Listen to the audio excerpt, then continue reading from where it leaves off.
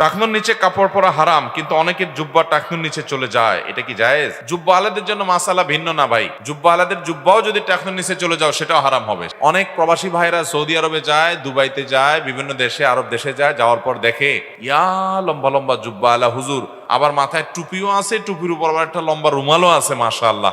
এই লোক টাকনুর নিচে পায়জামা তো পড়তেছে, জুব্বা তো পড়তেছে, আবার দেখা যায় যে আপনার 3 আঙ্গুলের একটা সিগারেটও ধরায় টানতেছে, আছে না নাই?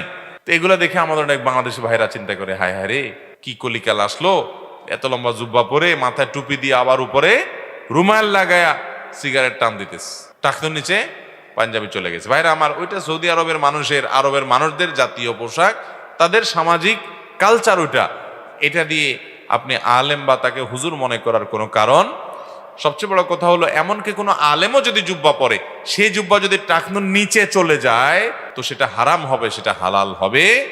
মা আসফালা মিনাল কাবাইনি ফাফিন্নার, টাকনুর নিচে যা গেল সেটা জাহান্নামে যাবে।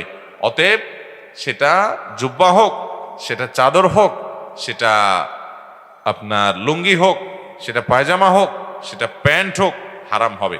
তবে হ্যাঁ, মোজা যদি হয় তো মোজা তো থাকেই নিচ থেকে, ওইটার কথা ভিন্ন, সেটা জায়েজ।